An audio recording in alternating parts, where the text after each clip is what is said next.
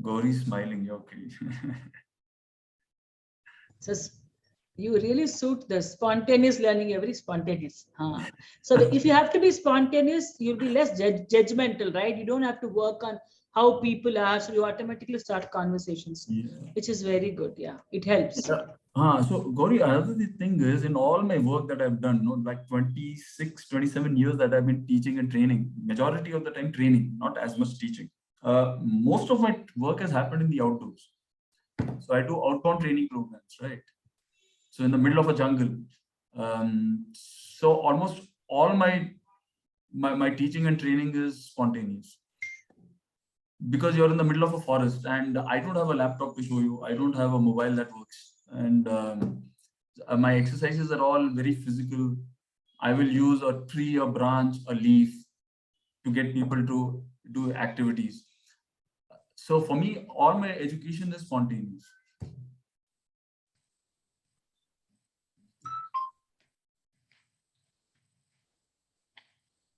And I've had people who are 55 and 58 years old sitting through my sessions. And I've had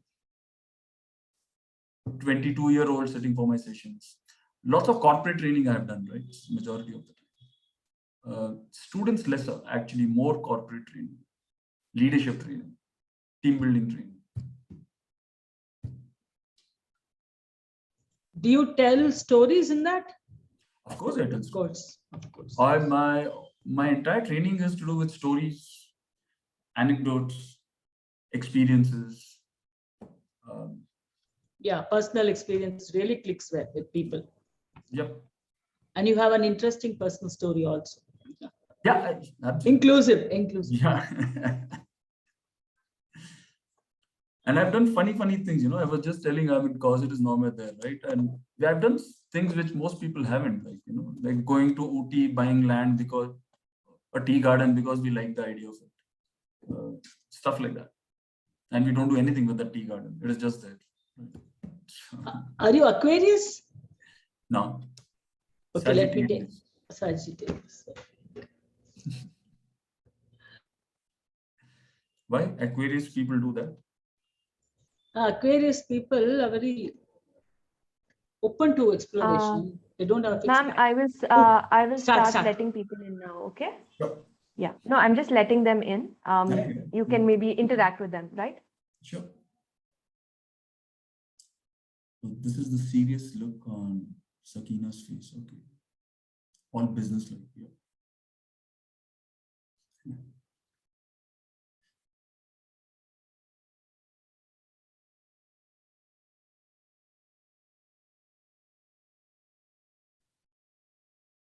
Good afternoon, Rajashekar sir. Rajashekar sir is the principal of MBJ B.Ed College. Hello. Okay. They are partnering, MBJ Group of Institution is the sponsor for Splendor. Okay. No.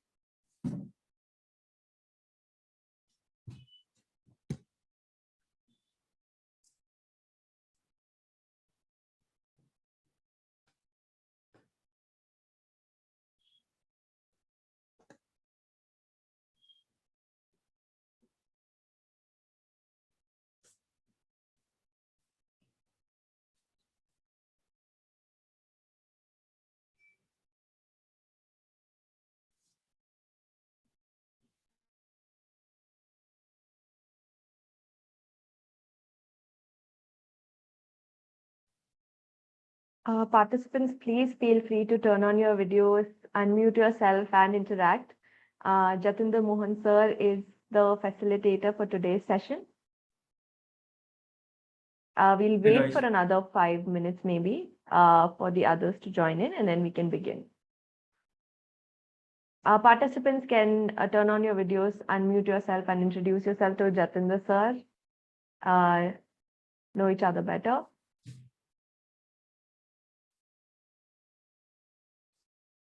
So guys, I mean, it'll be good fun if you all turn on your videos. I hate talking to dark screens. Faces are nice to talk to.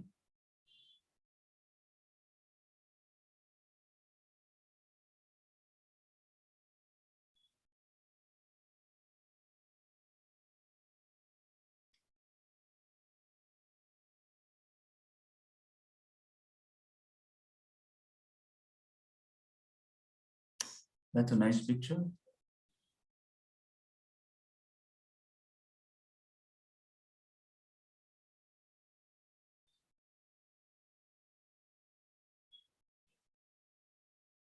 Oh, that younger one is so cute.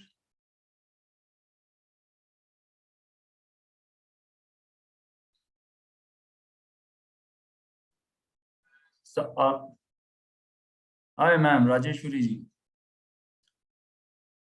Unmute yourself. Yeah, hello, sir. Yeah. Hi. Hi. What do you do, Rajeshwari? I can call you Rajeshwari, right? Rajeshwari, yeah. So I'm an educator. Like I've been teaching kids. Basically, when my kids grew up and I was no more able to teach them anything, so I started just teaching. Kids in the neighborhood and stuff. And then I started, doing workshops with Silray. Okay. Yeah, that's my. Yeah. Do you think kids are fun to interact with? Pardon? You think kids are fun to interact with?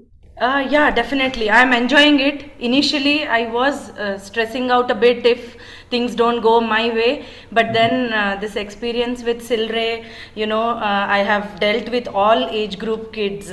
So, so now over a period of time, I think I'm better off now. You're better off. I'm That's little, nice to know. better at hand. Yeah, nice to know that you feel that you are better off. What do your kids say about you? Do they think you become better off? Nobody has run away till date, so I'm hoping that I'm being decent enough. Yeah. Great, lovely. So can we have other people showing the faces? Mr. Rajshekar Rai, Suju, Deepa, Nandini. Yep. I have someone on the chat. Yeah. Okay. Hi. Sakina is on the chat. She said hi to everyone. Okay.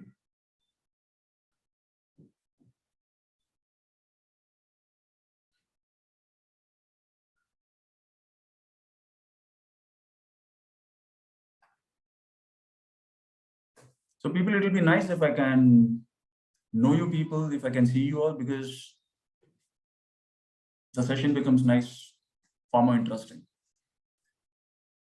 So Suju and Deepa Murli, can you please put on your cameras? Yes, sir. I'm Suju. So I just need 2 more minutes to turn on my camera. Just Okay. because I'm sitting with my son. Just 2 minutes. Thank you. Sure. Let us see him also, right? He'll be sweet, I'm sure. Sita ji, yes. Sita Srinivasan. Okay.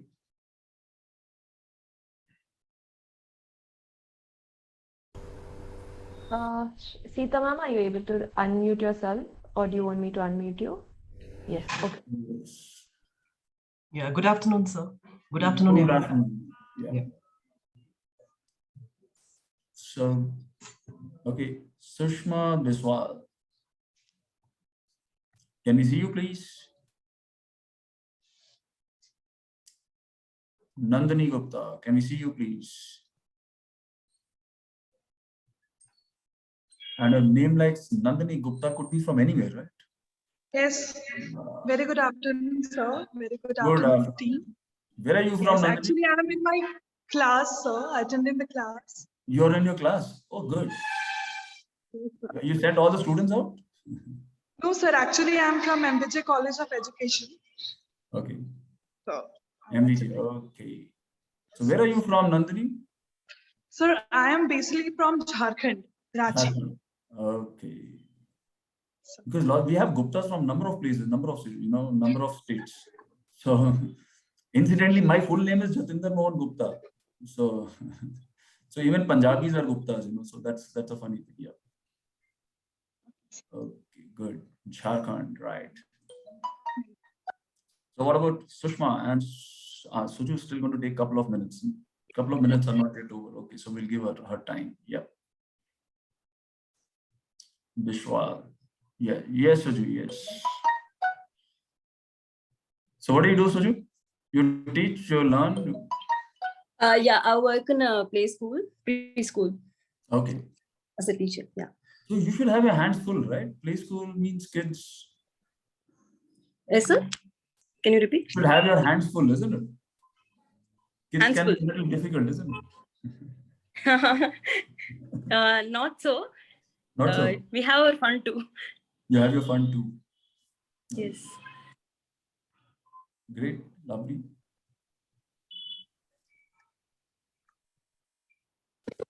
We have Ankita who's joining us.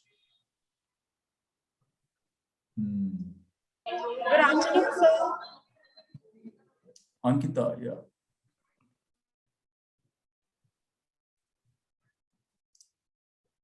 Priyamvada. Man, I've heard that name before somewhere. Okay.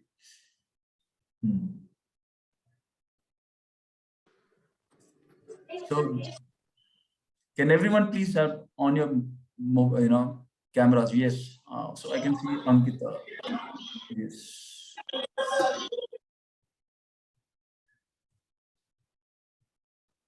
Ankita, you can smile. It's okay. Yes, sir. I'm in my college and we were attending our classes right now, sir. It's really good to see you again here. Okay. You'll all have to just put up with me. I'm just going to be passing whatever comments I feel like. So just get used to me, okay?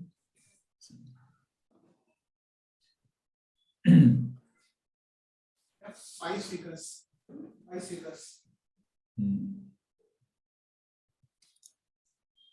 I'm getting nervous now. Getting nervous, okay. Who's getting nervous? I should be nervous, right? I'm taking the session.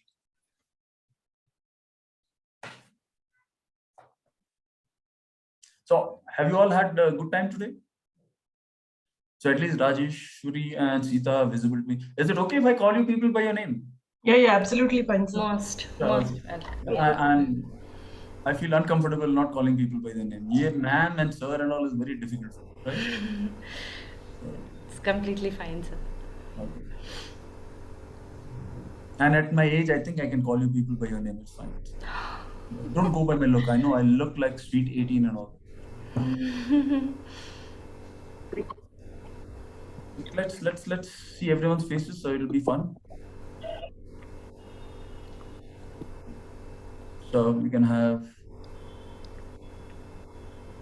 all of you. So we have a Jyoti who's joining us, Khyati. Deepa is yet to show us her face.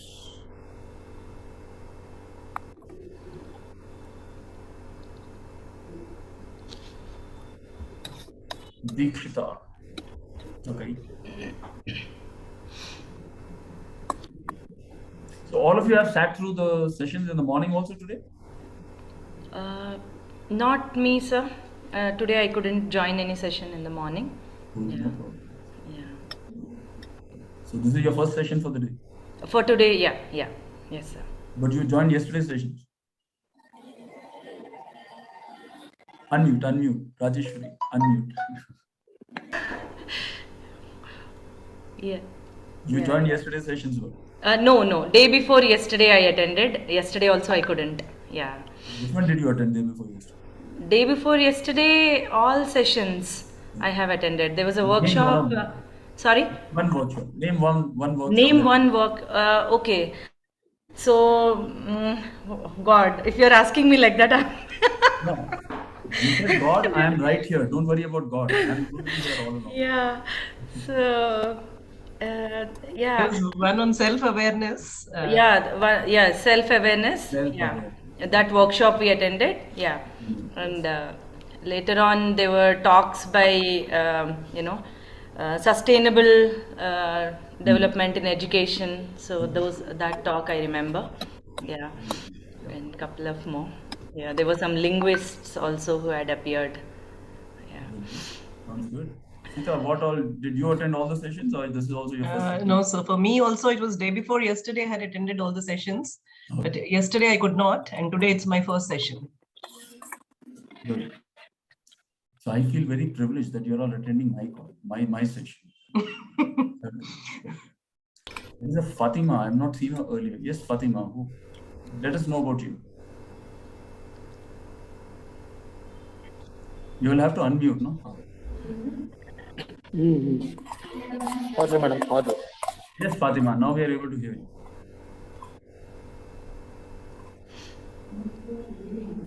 Fatima Taskeen. Yeah. She wrote she can't unmute herself. But he's unmuted. Okay, you're not able to hear Yeah. her. Right. Problem with microphone. Okay. So Fatima, any connection with Fatima Bakery and all that? ಇಲ್ಲಿ ಬಿಡಿ madam. No, coming from St. Joseph's College of Arts and Science, that is where we spend lots of our time. Yep. Rest. So we have 2 Fatimas, right? So we have Syed, Shabazz, Haidar. Okay. Rishma and Saudagar. Okay, good. Come on, people, come and see. Let me see your faces, then we can start off. Should we wait for some more time? Gauri? No, sir, I think we can begin. Guys, I would really request all of you to turn on your videos. This is an interactive session. Please interact. This is not a one-sided conversation happening, right? You all want a one-sided conversation? Please, if you can, please do turn on your videos, and let's begin then. Because see, if it is going to be a one-sided conversation, I have such a lot to say. Then it won't be a 1 hour session. It will be at least a week session. Okay. So how about just switching yourselves on? Your cameras, I mean. Let us see you all. It'll be good fun. Yeah. See, Syed, okay, he's putting his best face forward. Good one, Syed. Good. Yeah, Deepa. Yes, Deepa's face is visible. Deepa, you got 2 lovely daughters here, and the younger one is really especially sweet, right? Okay.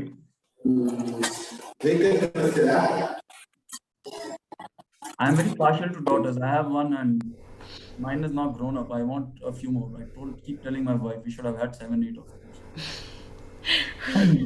Every time one leaves home, then there's another. I would love to have 7, 8. True. Okay. So are you guys ready?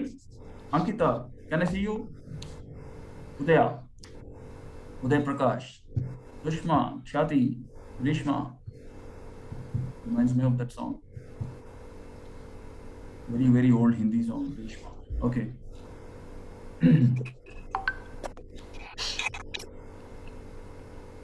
Are you all feeling comfortable? Yes. Sure. Yes, sir.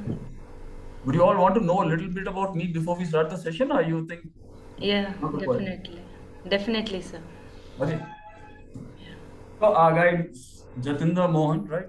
And as the name suggests, I come from Punjab. A place called Jalandhar. Anyone heard of Jalandhar?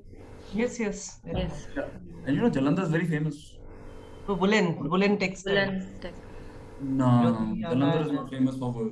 Jalandhar is famous. That is Sports. Oh, for sports goods. Sorry, yeah. sports goods. Thank you, Sita. Yes. Splendor is famous for 2 things: sports goods that come from there, and me. Right? There are 2 very famous things that come from there. Okay. So, what I've been in Bangalore now for a very long period of time, which means for all practical purposes, I'm a Bangalorean. Padma Shankar, yeah, that's looking really smart. Okay, so what else? I'm married. I'm married to a South Indian Iyengar. right? Both of us studied together, did our MBA together, and then we got married and then started looking for jobs because we just didn't know what would happen if we didn't, decided to look for jobs, and then we would have got lost or some such thing. So we just got married. We have a daughter. She's right now in Switzerland, having the ball of her time. So that's just the three of us. What I have been selling a number of items. I used to sell paint, televisions, computers, ice creams. Ice cream was the most fun thing to sell because when you sell ice cream, you eat a lot of it free. The company lets you eat how much ever you want. So I did that. Then I realized the only thing I really wanted to do was listen to my own voice. So I got into teaching. Yeah. So that was way back in '94. So I've been training and teaching ever since, right? So predominantly outbound training programs. I take sessions, what we call in the jungles, right? So team building, leadership programs. So I work with very, very small companies called IBM, Robert Bosch, Nike, Maruti. So all the small companies I train with. I train their corporate, or their managers, senior managers, and etc. So that's the kind of work I do. I teach management students when colleges call me over, but majority of the time I'm off, right? I don't really work very hard. I believe in hardly working. So I drive a lot. I've driven Bangalore to JNK and back, all the way to Puri and back, and so this is what the three of us do: myself, my wife, and my daughter. And so we just get in the car and I drive. Our daughter's a good driver too. My wife doesn't drive, so just the two of us would drive all over the place. I walk. I've walked almost every jungle in South, the entire Western Ghats. So that is what I've done majority of my life. So I walk, I drive, and like Tata Steels, I also work once in a while. So that is my background. Okay. Now, I think you guys have been doing teaching and etc. for a very long period of time. I still want to see everyone's faces here, please. Khyati and Sushma and Ankita, please, because I want you people to go right now do a small little activity for me. Is it okay if I get you all to do a small activity? Yeah. I see Mr. Siddhegowda who has joined us. Yes, sir.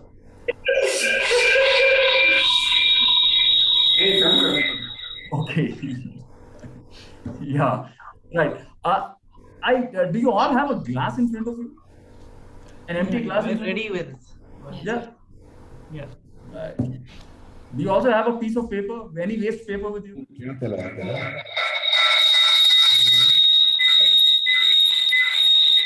There's someone else also sitting in training with you, I think. Yeah. Thank you. So what I want you people to do is take this glass, put it next to your laptop. All of you, even people whose faces are not able to see, Khyati and Sushma and Devyani and etc. I would love to see you all, but okay, maybe you guys don't like me very much. Kya karu? I really thought I was told I'm a very, very handsome guy. You will not see someone as good looking as me ever. So they are able to see you. You can't see them. I think I will also go around and switch off my camera. Why should they see good looking face when I can't see? Yeah. Okay. So have you all put your glass right next to your laptop? Yes, sir. Yeah. Now I want you all to stand up with that piece of paper.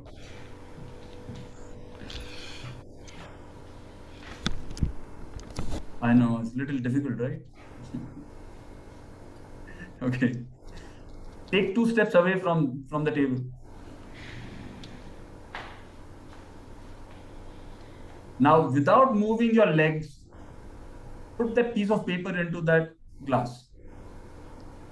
If you think the paper is very large, you can make it into smaller pieces and put it in. Without moving your legs.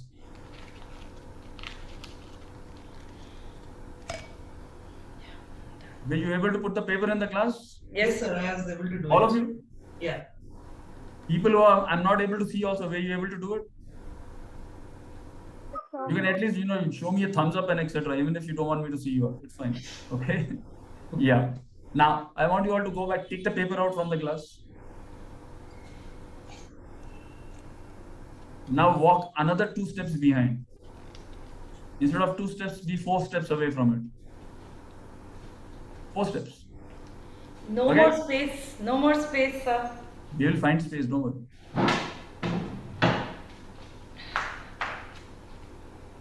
Now, without moving your legs again, put the paper into the cup or glass. Missed it. Missed it. Yeah. To throw, sir. I mean, we could not reach the glass. You couldn't reach the glass. But you have to put the paper in the glass. So Find a way of trying to throw it, sir. Whatever you do. Yeah. In the glass. That's I'm able to do it. I threw it. Brilliant. Everyone still able to get it in the glass? Some of you were, right? Yes, sir. Almost. Yes. Can you again remove the paper from the glass? Now go 6 feet away. Oh my God. I have my earplug here. Remove the earplug just for the But I moment. won't be able to hear you. Is it okay? Yeah. You have to simply go 6 feet away and put the paper into the glass. Okay. 6 feet away without moving legs, put paper into the glass.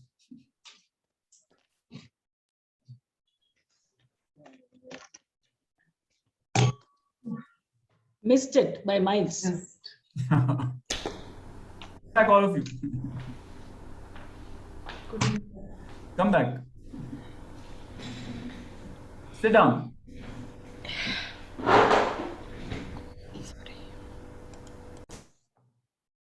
I just want to check with you. Why do you think I got you people to do this? You want to check how obedient we are? Like, are we listening to you types? Okay, that's one way of looking at it. Anything else? How good we are at taking up challenges? How good you are at taking up challenges. Brilliant. Then Some physical activity to get us going. physical activity to get you all doing. Okay, fine. Yeah. Maybe icebreaker, you mean, right? Yeah, warm up or icebreaker. Maybe I should have just told you all to get some ice from your refrigerators and throw it on the ground and break it. That wouldn't be a warm up. That will be a cold up. But after that, with the ice all over, all around, and you people would have danced around, right? A lot of warming up would have happened then. Now, let me, and so, right, brilliant, the right answers, But let me go around and just change it a little bit and say that, what if I told you all that glass is the student in your class? Okay? And the paper is the knowledge you're supposed to go around and put into that.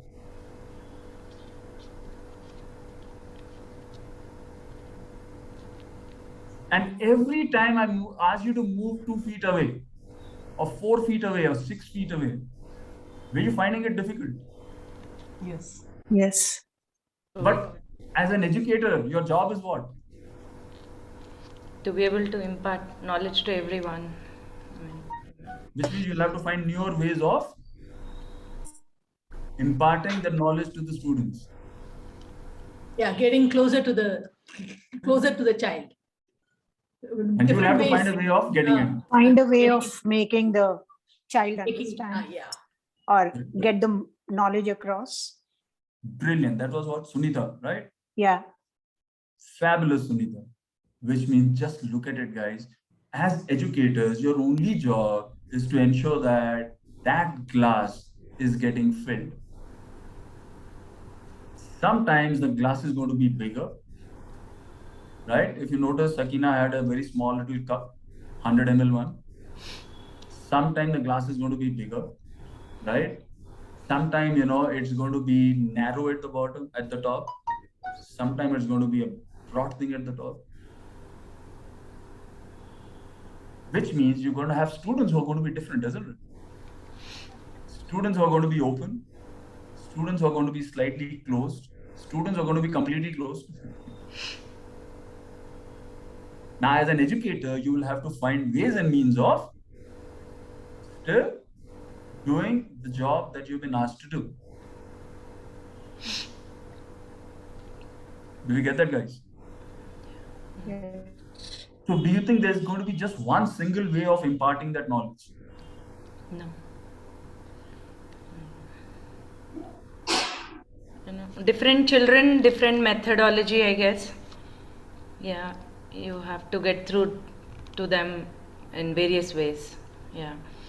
And guys, as educators, the day you understand that, you start becoming a complete educator. Because the issue with education, with teaching, training, is that we think there is just one methodology. Okay? And for some reason, we think there is just one way of doing it. But remember, there are multiple ways of doing it. Right. Majority of you have kids in the house, right? And some of your kids in your own houses, isn't it? If there are kids in your house and if there are more than one kid, you notice your own kids in your house are very different. Yes. Are they or not? Yeah. Yes. Do both of them or three of them listen in the same way? No. You find one of them is going to be actually super fine, but there'll be another one who's going to be testing your patience. Yes. But as a parent, you have no choice but to love them, right? Look at Sunita laughing. Like, I know if I given a choice, I wouldn't want to, but yeah, what? Yeah. So guys, classrooms are no different. Right. And as lecturers or teachers, right? I like the idea of using the word teacher more than anything else, because when we talk lecturers, it is, as the word says, I am out there lecturing you, which means I know you do not know and you better listen. Yeah. And you have no choice. Which gets me to the next point. Do you think our classrooms are very exciting? Fatima immediately have headed this, right? And if our classrooms are not exciting, who's to blame for them?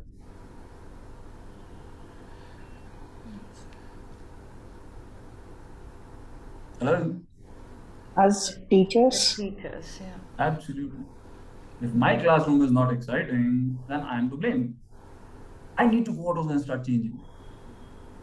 Okay? I need to go out over there and find a different way of ensuring that my students are interacting with me. Because my job is still to ensure that the education that I'm supposed to impart gets imparted. But I'll find newer ways of doing it. Every single day is going to be a challenge. Every new topic is going to be a challenge. Do we get that? Yes.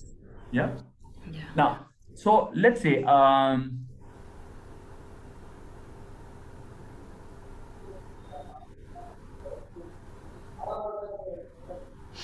you all see this? Yeah. Yes. Okay. What does this picture look like? Remind you of? Flash of colors over a electric bulb types of. Yeah. Yeah. Okay. Yes. Do you think our classroom needs to be like this? A bulb which lights up. The classrooms of ours are colorful, so that we are able to engage students in those classrooms of ours.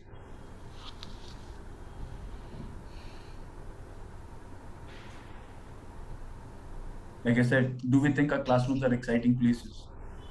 If yes, yeah, then we are doing everything right. If no, what is it that we need to do differently as educators? Isn't it? So let me ask you another question, right? How many of you feel absolutely, and you guys will have to be truthful to yourself. Don't even have to say it to me, okay? How many of you feel absolutely excited every morning to get into a class? I am. Yeah. How many of you believe that you want to be nowhere other than that classroom of yours? You are like excited to be in classroom every single day of your life. Yes. Yeah. Right? Because remember, guys, if you are not excited about being in a class, then you're not also going to make the class very exciting for people to be in your class. That's true. True. Yeah. So I think the biggest issue we have majority of the time with the educators is we tend to look at our job as a job. I'm supposed to come here for 9 to 5, do X number of classes of mine, do some correction and go back. Do we really feel passionately about it? And when you feel passionately about teaching, okay, your passion shows. Do you think I'm having fun right now? What does my face tell you? Am I enjoying myself now or not? Yes. Yes, you are. Right? Yeah. And that face is what will define and decide whether people want to come around and interact with me or not. Because my excitement will rub off on the people who are going to sit through my classes. Right? Yes. Okay? So I just wanted to ask you this, question. I take a walk and I love walking. I told you all, right? I was just watching this 5-year-old, girl who was looking at a caterpillar very, very intently. Because I stay in HSR layout, there are a number of parks all around. And so I was walking and I see all of them, and those kids, and I know those people also because they at least know me because I walk around so much, right? Every day I walk for about an hour and 15 minutes. So they all know me, right? So this, girl was looking at this caterpillar very intently. And then she had a stick in her hand. She's 5 years old, right? And it seemed like, she was from far away. She's not going near the caterpillar. Okay. She's prodding it with a stick and wondering, whether she needs to even smack it. Let's say you were out there with this girl and you saw a small little kid doing that. How do you think you'll handle it? What will you tell the kid?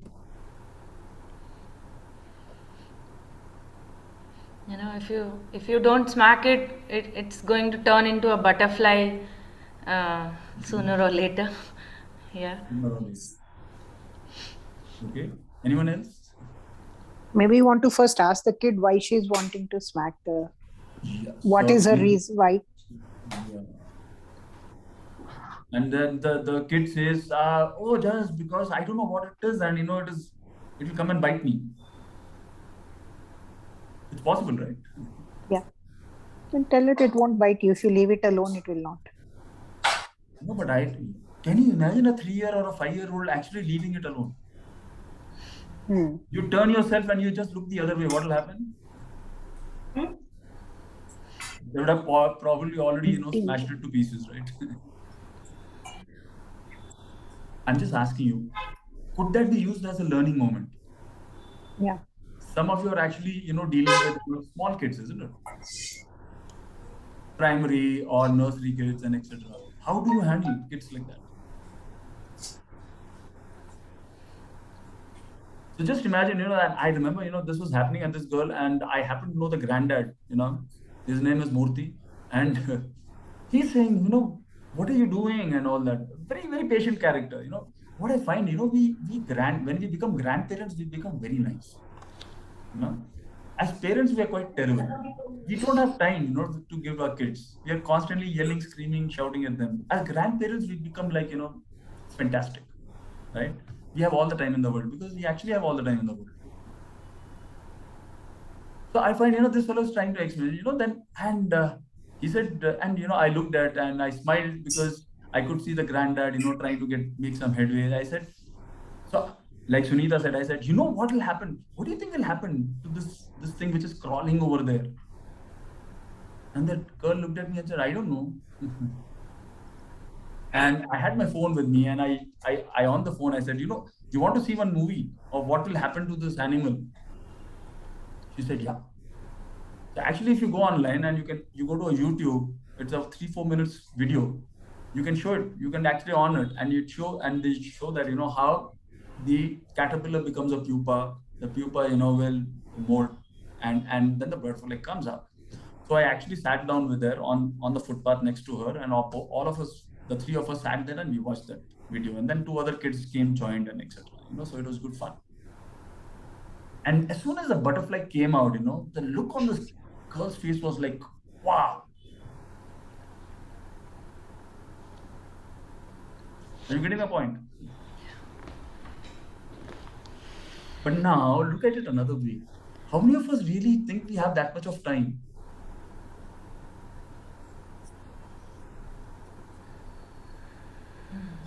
But then as educators, are you supposed to have the time or not? Yes. Yes. You get the point, guys? Because I find very often when I teach in colleges and schools and etc., we are also driven by the syllabus. We are so driven by syllabus that I need to do 20 pages of my book today. Yes. Your sights are so connected to finishing off your 20 pages for the day, you even forget whether the students are listening, not listening. Are you making it exciting for them or not making it exciting? Because you need to finish your 20 pages, remember. And learning takes a backseat. Correct. I find so often I tell people, can you see this book? Oh, yeah. Let's say this is your syllabus. Okay. And very often when I train, and I train a lot of educators, right? I tell them, this is your syllabus. And your biggest issue is how do we cover the syllabus, right? I just take anything, a paper or even a dupatta from one of you, and I just cover it. So your syllabus is covered.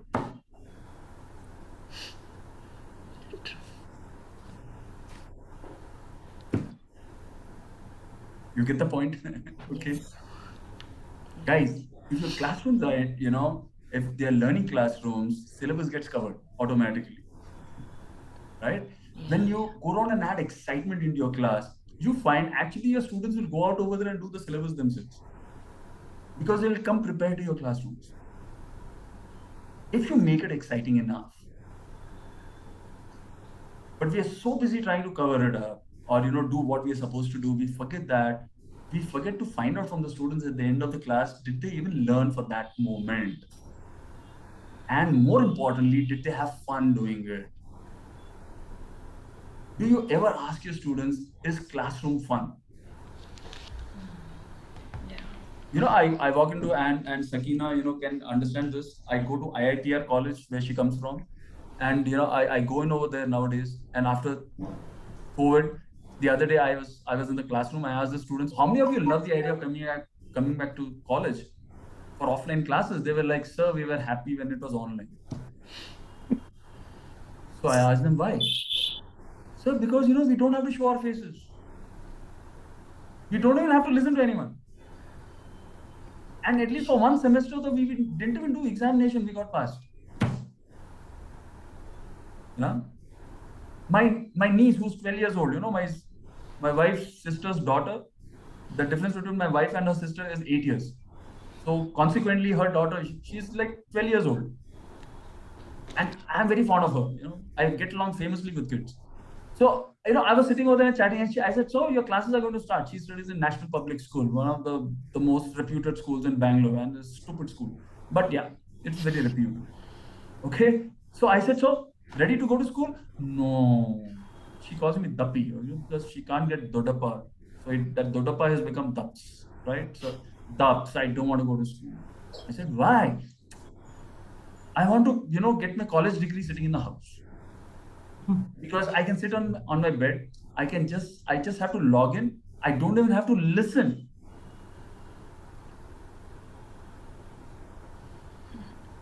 Now look what we have done with the kids. So, and what they find is, in the classroom, if I don't listen, at least I have to pretend. Online, I don't even have to pretend. And I'm not just making this up, guys. Believe me, right? And I think that kind of excitement we need to go and start building in the classrooms. And when that happens, believe me, students come and they come prepared. I have this book of mine which is filled with questions which students continuously ask me. Okay, and very often, they read it all up and come. Other day I was teaching them marketing because that is one of the subjects I teach them, right? And one of the student comes and says, first year student comes around and asks me, sir, but there is something called neuromarketing. What is that? And then another student says, but that is not part of the syllabus. Then I ask the class, how many of you really want to learn what is neuromarketing? 70% just, sir, but we want to know what is neuromarketing, something new, right? Because Sakina will tell you, it's a, it's a psychology college, right? And marketing is one of the subjects that they end up teaching. They're doing psychology. They want to know the connection between psychology and marketing. And believe me, one full week, we had a fantastic time talking about neuromarketing. And after that, I find students always come prepared to my class. Now I don't take a class. They ask me a question and then the class happens. And in my class, I allow them to use mobiles, online, whatever. And we have the most exciting time in the class. And at the end of all of it, I was very heartened to know that when their exam results came in, they've all scored 90 plus in marketing. My job done. I haven't shown them slides. I have not shown them anything. Are you getting the point, people? Is it making any sense or is it nonsense? Should I stop talking? No, it is making sense. Can you all see the slide now? Yeah. Yeah. As we were doing this, this another thing. I'm environment freak, right? And I teach environment because during my BSc time, I have done chemistry, botany, and zoology. Then I did my MBA, so I teach even environment science, right? So I was talking, and we all know, right? Today, the Earth is, going through a problem, isn't it? Yeah. The carbon dioxide, content in the air is going up, which means, the temperatures of our world are going up, which means over a period of time, we will have absolutely no ice left in the Arctic, in the Arctic. Some of the islands are actually going to disappear. So we were talking about carbon dioxide, right? Now, notice carbon dioxide. We said we need to go around and get carbon dioxide under control. Now, there's one student who's sitting through the class set and who's also, like me, a biology student, right? So she says, but sir, plants use carbon dioxide to make food. So more carbon dioxide in the air means the plants should be growing faster, isn't it? Now, does it make sense or not? Yes. I said, absolutely. And then we searched. And if you now search the web, it will tell you actually from the time the carbon dioxide content in the air has gone up, the plants are growing faster. That's a documented fact. Okay. Now, then why should we go around and get, carbon dioxide levels down? Now look at it. The photosynthesis that happens, light being used, by, the green, and you're going to go around and manufacture food. Now, how do you handle this question? So you now get into the basics. The plants, use light in the presence of sunlight outside. So sunlight. Okay. And what is the green substance called? Chlorophyll. So it uses chlorophyll, which captures light and carbon dioxide with nutrients from the soil, right? And it grows. But it requires iron and zinc and vitamin C and a whole lot of other nutrients from the soil to grow. But when the plants start growing faster, they actually become deficient in the nutrients because the soil has got limited number of nutrients to give you. The plants will still grow, right? It is like kids in a house. Why are we supposed to feed them nutrient food? They will grow, right? But they will still be deficient in certain things. Yes. Look around ourselves. All our kids nowadays, they are either iodine deficient, thyroid problem, some issue or the other is there, right? Right. And all that is because of nutrition deficiency. Right. Now, so we discussed that. We said, oh yeah. So there was then this one more kid, very smart. He says, then we can eat meat and dairy, right? We can get all the nutrients. We can get proteins, from the meat and, chicken and fish and etc. Again, true. Then you again discussed. I said, yeah, let's see. Everything that we consume, for example, if you're going to eat meat, you're going to cut the goat, right? Goat is a vegetarian, right? Yeah. Yes. They eat plants. Now, goats that are going to consume plants which are deficient in nutrients, they would also be deficient in nutrients when we consume them. Have you understood the point I'm trying to make, people? Yes. Yes. Because see, sometimes what I notice is that questions like this are asked, we tend to think that these students are trying to make our life miserable in the class. And I remember, I was among the people who would make my lecturers' lives miserable in St. Joseph's College of Arts and Science, right? Even today, my zoology head of the department, Albert Selvanayagam, I'm very fond of him. He's 85 years old. Even now, when he goes, and both of us take classes now, sometimes, we teach, like you all, we take teachers training, he will introduce me. He is my original idiot, according to him, right? Because I would make everyone's class, everyone's life miserable, all teachers' lives miserable in the class by asking all of these questions. Okay? And majority of the teachers would tell me, shut up. They would send me out of the class. They would send me to the principal's office because I was disrupting the class. But does this make sense to now handle a class like this? Think about it. No. Guys, am I really making any sense to you all or not? We can stop this anytime. Yes. Yes. Yes, sir. Okay? Yeah. Which means, people, whenever we're going to talk in terms of all of this, what do you think as educators we need to do? Okay? Actually, we need to encourage questioning more, I guess. Yes. Yeah. Thinking, questioning, reasoning. Yeah. Which also means you have to be very well prepared for them, right? Yes. Correct. You need to have broader perspective. Absolutely. Which means it doesn't matter whether you teach science. You can get asked a question which is to do with economics. You should at least have a fair understanding of it. You don't have to be a PhD in it. Because kids are going to ask you whatever it comes to the mind, isn't it?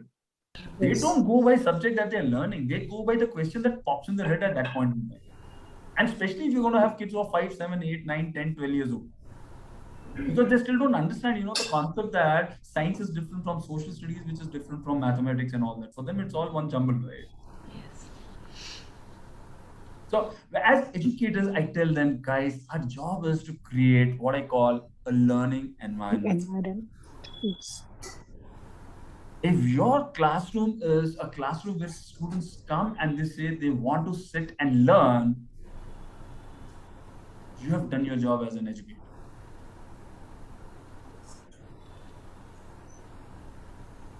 A learning environment we like to call it what we call spontaneous learning. And that is what we're going to talk about, isn't it? I know I took a lot of time coming to this topic called spontaneous learning. But have you understood the topic now? Yes. Can we use every question that is asked in the classroom and make it a spontaneous learning activity or not? Yeah. Can we now connect it to whatever we are teaching them or not? Yes. Right? See, guys, because look at it. We are all into intentional teaching, right? Which is, it is thoughtful, it is purposeful, it is deliberate. And we are all well prepared for it, well prepared for the classes. I'm not saying we are not doing that as educators. But students are looking for something more, because, I love that Pepsi ad, if you all remember of old. And looking at some of your ages, you're all, even if they are younger than me, but you're all my age. You will remember that Pepsi ad, which said, Dil Mange More, right? Yeah. Yeah. And I find our kids always, their hearts want more. And that's where spontaneous learning comes in. Okay? And spontaneous learning is about sharing the interests and ideas of the students. Okay? You indulge in play. You build on the interests and ideas that you observe and the kids observe and they bring to your classrooms. Does it make sense? Yes. Yeah. Yes. Which, look at it. What would your reaction be if you found kids indulging in this activity? And I'm going to show you this photograph. What is it instantly you'll go around and start saying?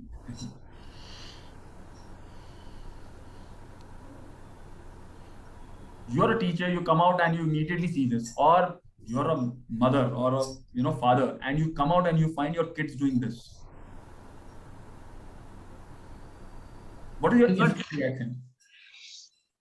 Ask them your to get clothes, one more pair of dress. That's it. Pardon? Suju? Ask them to get one more pair of dress next time. Ask them to get another pair of clothes. Fantastic. Anyone else? What is your instant reaction? You're a mother now, and your kids are out there doing this. Probably you're getting dirty. Yeah, you're getting dirty. That's the first thing the mother thinks now, right? We could You're getting start. dirty. You'll fall sick. Yeah. I'm sorry. Someone said something. Yes. We could possibly start teaching them about the different forms of like clay, sand, different forms of soils. No, but the expression on their faces, they seem to be enjoying so much. Yeah. Why doing what they are. Should you really stop them because they're having so much of fun? No, I think the expression I'll on their admit, faces. as parents, they would probably come screaming and take them all inside. Correct. Yeah, that is a typical parent talking, isn't it? Some parents might join them. We don't know. Cool parents. Yeah, absolutely. Yes. Yeah, and we could also start teaching them about clay modeling and all such stuff. Absolutely. That will What add are the more other to things you their can teach play. them? Yes, Deepa, what else? Yeah, one thing is about soil forms. Second thing is about clay modeling. And third thing about solubility. Yes. We And can imagine just if go on. the kid is slightly older, what more can you do with them? I'm sorry, I didn't get you. If the child is older. If the child is a little bit more older, now these are like 3, 4, 5 years old, right? Now the kids are 8 and 9 or 10 years old. What can you now do that? Same thing. Mud slinging, maybe there'll be. Okay. Yes. What else? Make something with that, some objects, and enjoy the art. Yeah, so you can get them into making something artistic, right? Yes. Yeah. But imagine you can even take it another step forward, saying, Yeah. what gets formed. We can tell them about pottery and terracotta. Absolutely. Which means this mud can be and how older civilizations made use of it. Right. A game that the kids are playing with mud, you can teach them history. You can take them 2,000, 3,000, 5,000 years back and tell them, what happened, this Harappan civilization. Right. How everyone those days cooked using pots. Even today, connect them to today. Some of some of the people in the jungles and etc. today are Adivasis and etc. Even today to this day use mud pots to cook. Yeah, and mud pots. With cooking in mud pots, we can retain the nutrients almost 100%. Yeah. Yes. They're making a comeback. Health and nutrition to it. Wow. Yes. Man, you think this is now exciting? Yeah. Yes. Have your classroom suddenly become very, very exciting for students or not? Yeah. Because I find when I was in school, I studied in Sacred Hearts Boys High School. It's a very, very unknown school, right? And lesser known school. So near Ashok Nagar Circle, right? So I remember we had the history teacher of ours who was like outstanding, brilliant. I still remember him, Amanullah Khan, okay? And he could make history come alive for all of us. So even today, if you notice, I have books with me which are, to do with, can you all see this book? We are not able to see. No, we are not able to see. Sapiens. Sapiens. Now Sapiens. Right. I think. Sapiens, Yeah. right? And the same guy has written 2 other books, Homo Deus and so many. And I've got my entire, if I take you over there, I've got at least 2,000 books over there, and at least 40% of those books are to do with history. I'm still very fond of history because I think he was such a brilliant, teacher. And I'm able to go around and connect it to all marketing, which I teach people nowadays. Because you can go around now, look at it. What have we done in the last 5 minutes? Just a game that the kids are playing, or just that because they're playing in mud, we are able to talk to them about history. We are able to talk to them about nutrition. We are able to talk to them about, how you can go around and, work their entire thing. It can be fun. Added to that, now let's get to the sociology part of it. You find kids when they're sitting around there playing with mud, maybe, smearing mud over each other and etc. They're actually making friends. Yes or no? And these are going to be friendships which are going to last them for a lifetime. They are able to communicate with one another far better. They are far more adjusted in life. Right? Sakina, remember psychology? Yeah. I'm just saying, guys, because I teach marketing doesn't mean I don't know other subjects. I'm just saying you can connect anything to anything. And now your classes become quite exciting for the kids. And next time you notice, your kids will go around, on their own, they will go around and get stuff into your classroom because they want to talk about them.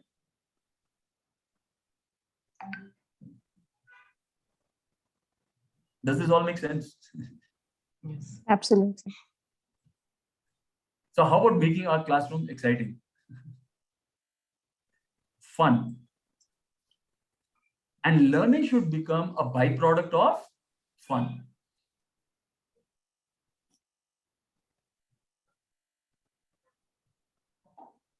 Have I made my point? Yes, sir. Yes.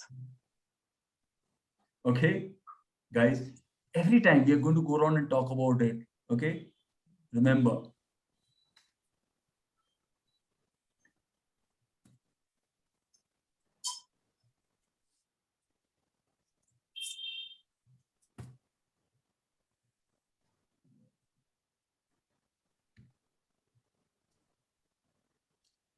guys, I remember when I was a child, and I find in my classrooms, children learn best when they indulge and play. And it doesn't matter how old or young the child is. I take MBA classes. Just now, I got you people to go around and do that small little activity on the, a paper in the cup. Even that, was it exciting or not? Think. Did it get you to start thinking or not? Yes. And believe me, over a period of time, you will have that glass and paper. Once the class gets over, you guys will go around and start building your own activity around it. Because play is that interesting. And all of us, not just kids, we learn best when we play. But the important thing for us to remember is play is just not play. What I mean by play is not simply going out over there throwing mud at each other. Yeah, I know. I showed you people that picture, but that was simply to make a point, right? When I mean play, play means doing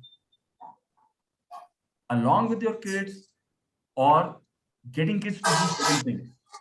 And it can be anything. And all that is play. Asking questions and getting kids to ask you questions is part and parcel of the play. Right? Instead of shutting, kids with a question. And let's say, even if I don't know the answer sometimes, it is okay to accept to the kid saying that, you know what? Brilliant question. I don't have an answer. Let's all try and find it. Yes. And my feeling is your kids are actually not going to think lesser about you as a teacher. They will say, oh, you know what? It was good fun because all of us sat together with the teacher and we learned something new. Play is about interacting with everyone around you. Play is devising theories and they can be completely wrong. Okay? But then you sit down with the kids and you don't tell them what you have devised is wrong. You ask them to apply it, and the kids themselves, they say, oh, you know what? I thought this will work. It won't work. Okay, now let's see why it did not work. Now you notice that can become a learning activity. All of that. Right? And just making purposeful use of resources that are around you. Your benches, your desks, your chairs, your floor. Like I used a paper, leaves. You can make anything resourceful and it can be a learning activity. Get kids, I mean, you're going to teach them biology or, about leaves. I mean, get them to pick up a leaf and come and, show them the veins in the leaves and tell them what it is and tell them how the whole thing. Imagine water all the way from the ground. It climbs, 30, 40, 50, 100 feet. How does it climb? And now you notice you can build your entire theory around it. You can run your entire physics also on it. Are you all getting the point, guys? Yes. So play is all of it. Your kids should want to come into your classroom knowing that today is going to be one more fun day. So spontaneous learning is very simple. It's easy to recognize. Why? Because children, they will constantly interact with their environment. They will make use of the resources. They will make use of the people around them. Okay? They will decide, and let kids decide how the play will occur. You won't define the play. Okay? But you will go around and decide what you can bring out in terms of learning from the play that is happening around you. Which means now we'll have to go around and start getting into our own heads to see how do I go around and connect all of these things that are happening. We'll have to become resourceful. We'll have to start reading lots more. Okay? And doesn't matter what we are teaching, but read everything under the sun. Why? Because then you can start connecting all sorts of questions that you're asked. Spontaneous learning, it's like kids just need to know, that they have the opportunity to initiate an activity. So many times we ask people, why are kids not interacting? Because they find that every time the teacher has to tell me to do something, I am supposed to do. Otherwise, I'll just have to sit and wait.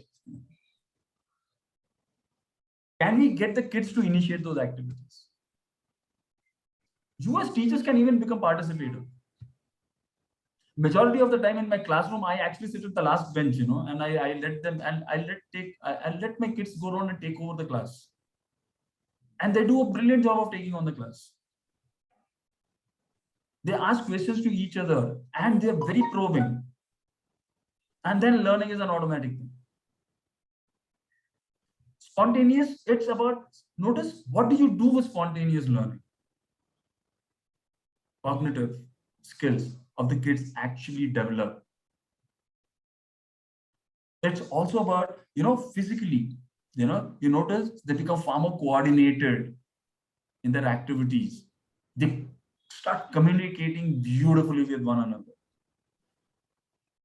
Emotionally and socially, they become very, very well adjusted as kids. Have you noticed around us? Nowadays, we find kids not very socially, emotionally adjusted. Okay? Some of the kids in our own houses are not very socially, and emotionally, adjusted. And I think this is because too much of pressure all around them. Too much of information. And I think as teachers and parents, we probably are not able to help our kids, to navigate all that extra information that's happening around them. Which does mean as teachers, our job is to navigate rather than teach. Teaching will happen. Am I willing to navigate? Am I willing to let it be? On one day, if I do not do those 20 sheets of paper, it is fine. Right? So many times in my classrooms, people come around and say, sir, today, you know what? We will discuss something completely random. And I say, okay, go for it.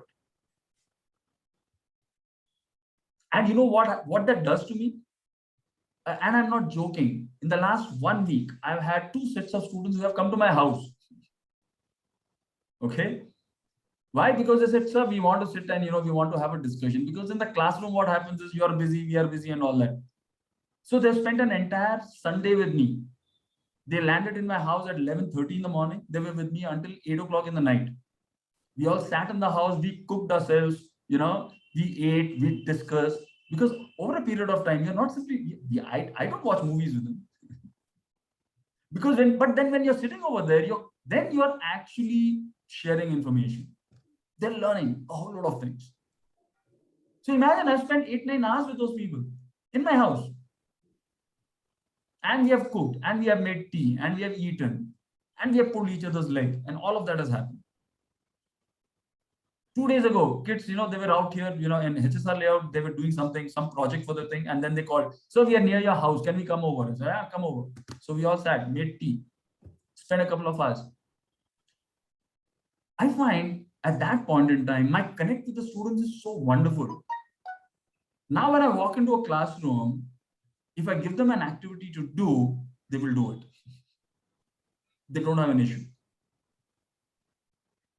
And I can tell my students to get out and they will be fine with that. Okay. You can, Sakina is here and she can tell you, some of my marketing students will know that I can yell at them and they will listen because they know why I'm yelling at them. I can punish them, and I do. I punish 20-year-olds now in my classes. And they know they'll get punished. And they're okay with getting punished.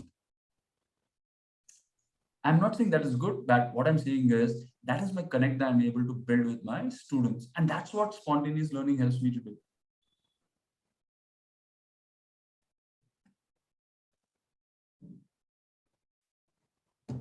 Why? Because play, it promotes healthier habits. It engages kids. It is also a natural stress reliever. Today, I keep thinking, our kids, unlike us, right? And I passed out in the 80s, right? I think we hardly had tension. After school, nobody really bothered us. There were no mobiles, which means if I went, and I used to disappear, during my college days into Madhumalais, Bandipur, all those Nagarhole, all of that, Western Ghats, and there was no telephones, there was no mobiles. My parents did not know where I was. I've had the best times of my life, and I think today's kids cannot have that kind of life because they've got mobiles and the parents always want to know where they are. The parents are calling them. Even the kids are studying in Bangalore. Their parents are all the way in Guwahati, and they're getting, they're supposed to be calling their parents 5 times in a day to let them know what they're doing. I'm not saying it's right or wrong. What I'm saying is today the kids have a lot more anxiety, lots more fears. Anxiety of the other person, is doing a GMAT or a GRE. What will I do? Am I getting left behind? Our times, we were never getting left behind. We all had enough to do of our own. And I think that place in time, I find we teachers, we educators need to go over there and be able to go around and look at that anxiety. Get kids to test out newer ideas. Get them to realize just because you did not get into the best of the schools in the world doesn't necessarily mean you're going to be a failure. You know what? I believe I'm one of the best trainers in the country, and I don't simply say it. I know I am. Okay. There's hardly a company I'm not trained. And my education is from Bangalore University. I'm an MBA from Bangalore University, not from an IIM. But I know I can walk into an IIM and I can make lots more sense than the majority of the lecturers who are today teaching in IIMs. So I never had the anxiety that because I'm not in an IIM or from an IIM, I'm missing out on being successful. And I think a lot of it is to do with the kind of educators I had who told us that, you know what, guys, you will go out over there and still take on the world and do well. Are we passing the same kind of confidence to our kids in our classrooms? And should we? Hello? Yes, we should. Yeah. Right? Guys, let's go out over there and make fun. Learning should be fun. And like I said, play doesn't necessarily mean we have to get them to play with mud. We can also do that. Okay? But play means indulging them. Asking them to ask questions, asking them questions, sometimes uncomfortable ones, so that learning happens automatically. Okay. Yes. Again, get them to start realizing that they need to have a desire to understand how things operate and work. Give them a mobile, which is fine, but tell them, do you know how it works? What if you were supposed to go around and put together a mobile? Would you be able to do it? Do you know what, what it is composed of? Do you know what a chip looks like? See, you can go around and take it to a different level altogether. I know, I mean, I'm not an engineer, right? But I can put together a laptop of my own.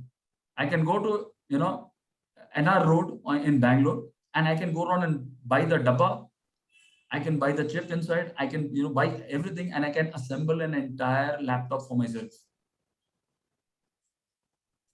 Shouldn't we allow our kids to do all of that? Because that's where learning happens, isn't it? Yes. I have seen engineers who are automobile engineers, and when the car breaks down, they don't know what to do. And they're automobile engineers. I find a guy, who's in the, who you take it to a garage, and that fellow is not educated at all. But he can, remove the entire engine, put it all together, and it will work. And that's what learning has to be all about, isn't it? Because, again, play is going to help you to regulate your feelings. You also are going to get students to start learning. It doesn't have to be instant gratification. I keep saying, and I think all of you will understand this, right? In our times, if I was hungry, if I told my mom I needed to eat something, I knew I had to wait for half an hour. Because Maggi noodles were not there. This 2 minutes noodles were not there. So that instant gratification was never there for us. Today, we are all into instant gratification. And I think so very often I find in my classroom, when people ask me a question, and my students will ask me a question, and then they will smile knowing I will never give them a straightforward answer. When they ask me a question, I'll ask them another question. And they were like, but sir, you can give us the answer. You have the answer. But why? And I tell them, it's fun for me to go around and make your life miserable. What I really mean is, I want you to go out over there and find the answer. If you still can't, then I will help you. But why should I give you an instant answer? And that I find that becomes very, very interesting. Okay? It's about negotiating. How do we go around? And the most important thing, 21st century is not actually going to be about who will become an engineer, who will be a doctor, or who will be whatever. 21st century is going to be who is going to learn how to get along with people. It's going to be about who can communicate better. And CEOs of organizations are not going to be people who are going to be, engineers. They're all going to be people who are going to be able to communicate and get work done. Last week I was on NDTV and watching a small little program. I don't know if some of you watched it. There is a new company which is opened, which is called Zapto. Anybody heard of it? Okay, majority of you are women, right? And you all cook, isn't it? Which means you end up using, I'm hoping that you all end up using vegetables. Yeah. Okay, so you will also buy them. You are buying them from on Big Basket, or you actually walk into it. You actually download the app called Zapto, okay? Yeah. And Zapto is a new company which is going to give you groceries at your home. And they promise to deliver it to you within 10 minutes. And they do it. And you know who are the people who are running this company? You can see it right now. The CEOs of this company are two guys who are 19 years old. 19. And in the last 3 months of their operations, they have been able to get a funding of $60 million. Boy. Sounds exciting? Yeah. 19 years old. And they were studying in Stanford. And they decided Stanford was not teaching them anything. They came back to Bombay and started off their own company. Today, they are in 10 cities in our country within 5 months of their operations. Exciting or not? Yes. Which means, and my feeling is, they probably had teachers who were able to get them to learn how to apply what they were learning.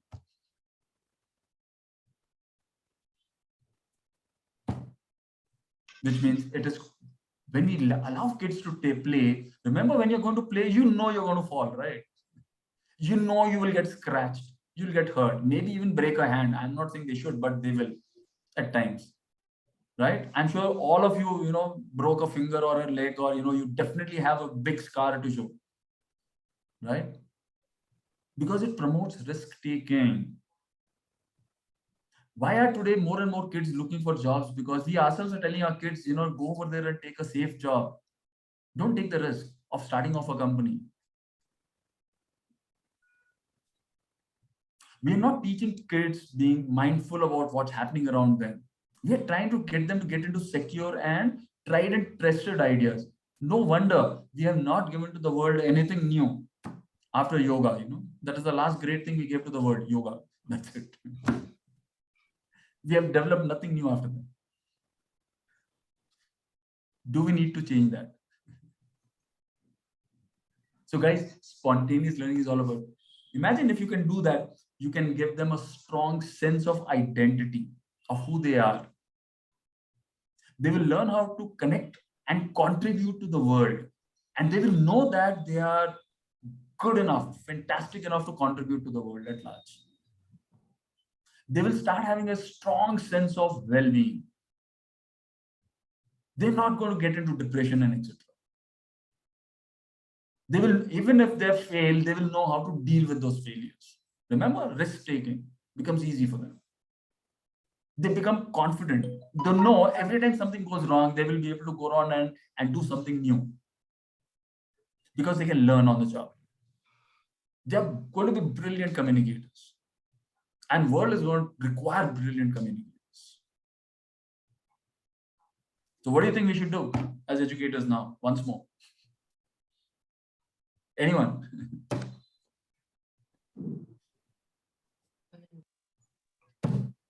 I think we have to act more as facilitators than as teachers, just giving a...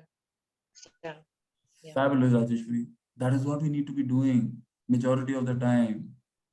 We need, there is a book that was written almost 30 years ago. It's called In Search of Excellence. And there was another sequel to that written, which is called A Passion for Excellence. Okay. And in Passion for Excellence, in one page, this person writes, right? And he says, leadership is not about you going out and doing anything. The best of the leaders are people who stand on the sidelines, like trainers, and their team is playing inside, right? And they are standing on the sidelines and they're cheering the team, saying, guys, you can do it.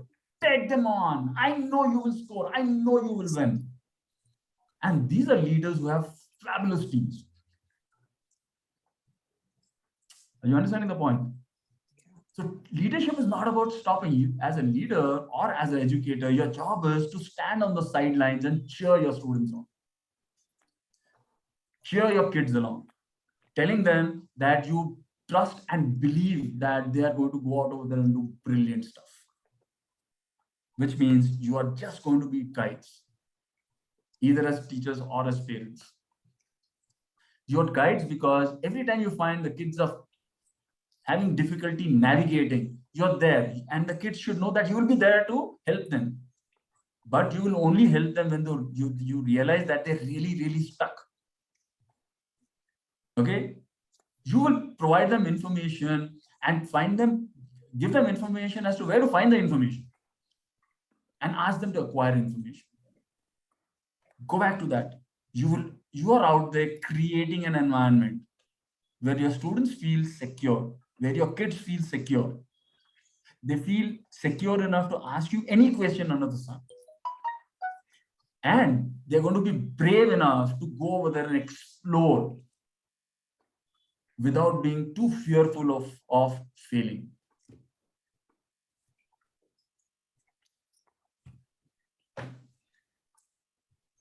You think this made sense, people? Yes.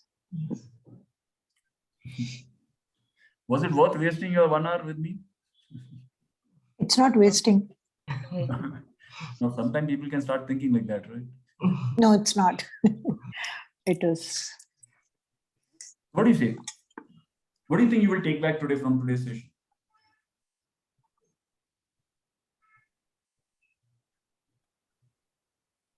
How to, try different approaches to reach out to the children, like, to make them.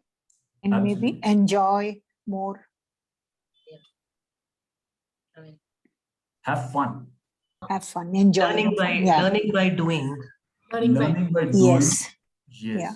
And having fun with your teachers. Yes. And with your students. Yes. Yes, Padma.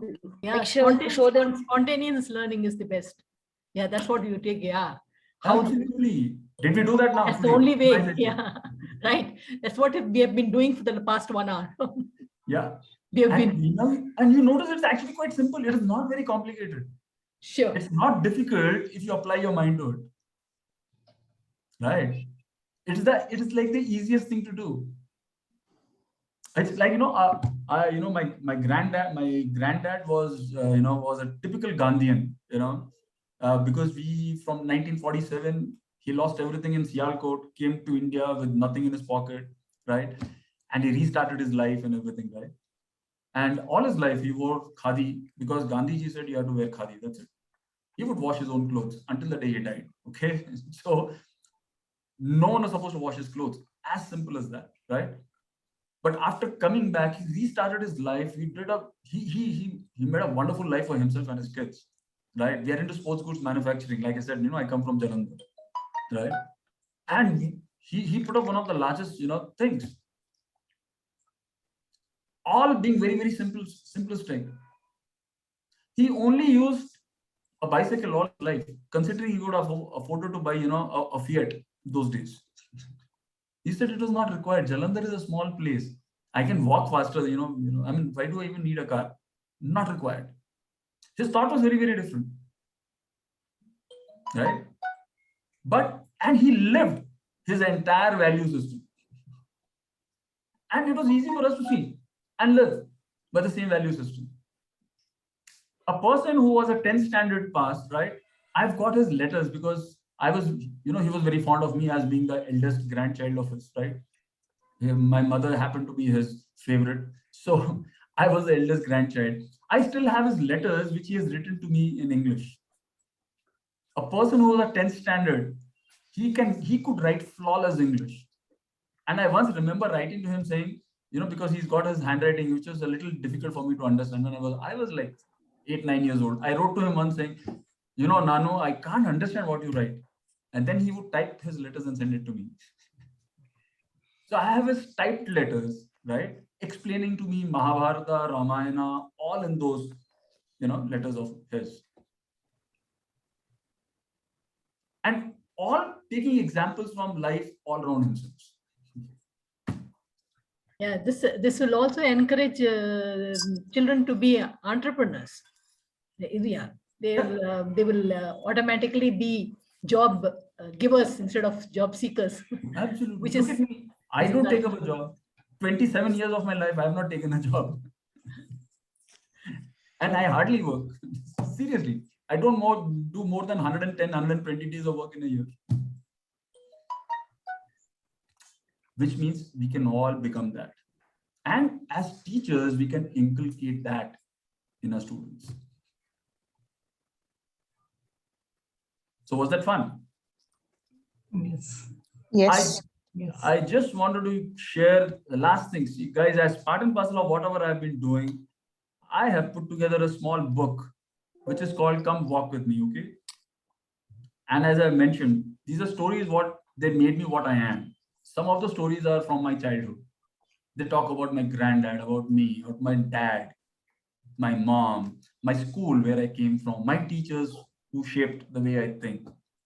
And I find all these stories are great, for me to go over there and learn from.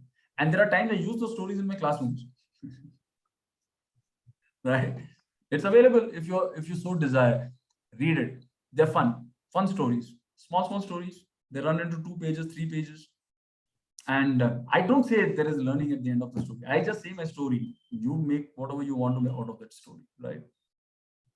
So it's like my granddad, like I said, they used to have a club. Imagine, 45, 50 years ago, he had a club. He and his friends had a club. It was called the Nonsense Club. Literally, it was called the Nonsense Club.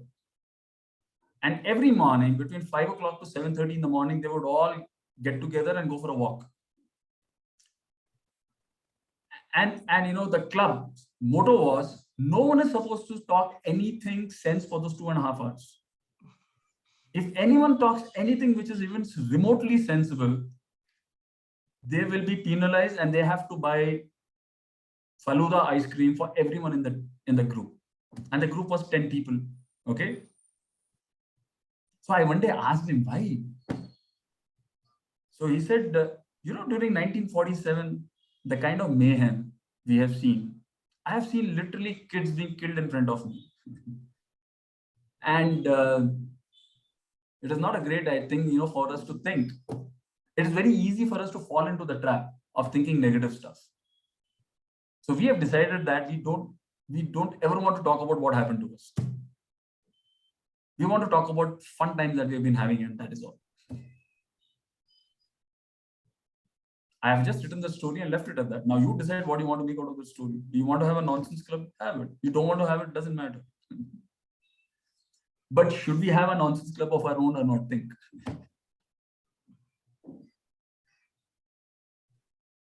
Any questions for me?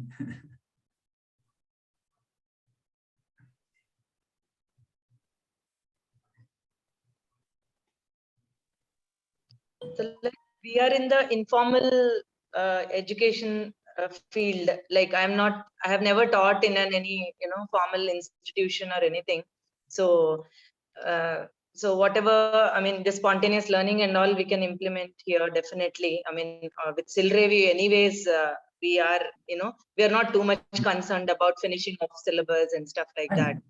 Yeah, so that is a added advantage. But I mean, people who are in the formal, in academic institutions and all, how could they kind of implement this? Like, how much a free hand do they have? Can we do it? Think. Okay. I walk into majority of the colleges and I teach the way I teach. Yeah, actually, pandemic has done this service because there have been instances where the teachers in the online turning in the sense of trying to keep their children engaged, and they have in fact all these science teachers who have to teach germination and growing of plants. Almost everyone was successful in making their children grow or do a little bit of pot gardening in the balcony, and they're coming up with, they have done that. I mean, I think the pandemic has opened up how online learning can also contribute to spontaneous learning. True.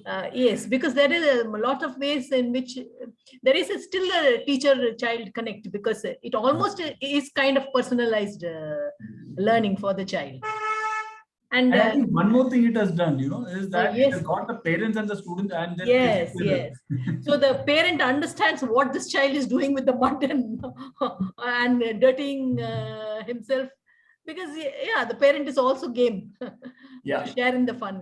That's another way I've noticed is until the pandemic happened, and at least in the cities, and because parents now have money, so they can pay. I'm like I said, national public school.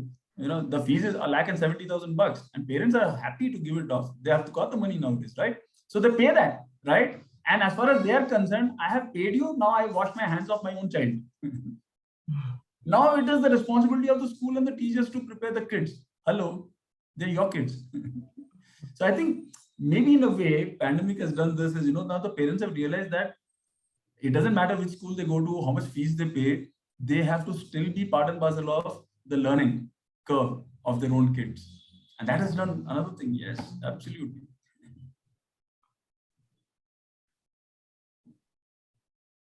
Do you think it's good fun? We should have some more of these sometimes. Yes, definitely so. Okay. So if you don't have any more questions, guys, I'm done for the day, and you can always get in touch with me. You can connect with me. Sakina can send you on my email ID or whatever. Anyone who writes to me, they always hear from me. So not a problem. So you're most welcome. I do free sessions on Sundays, and students across the country join me. We talk marketing, we talk communication, we talk all sorts of stuff. So students, I don't even know where they exist. They all join in my sessions, and I have fun doing all of that. So I do that all the time. So, Thank you so much for the insightful session, sir. I really enjoyed it, and I'm sure the other facilitators and teachers, educators here also enjoyed it. We'd love to have you again sometime. We'd love to host you again sometime. Thank you for doing this for us. I think most of them have dropped off, gone into the conference. It's happening right now. There's a panel discussion on rethinking assessments happening right now there. So yes, please join in. And after that, we are going to have a music performance by Manikam Yogeshwaran sir from Berlin. So yeah, thank you so much for joining in here. See you all at the conference. You can join in there, ma'am. Okay. Thank you. Thank you. I'll be Thank you. closing. Thank you, sir. Have fun always. Thank you. Yeah, thank you, sir.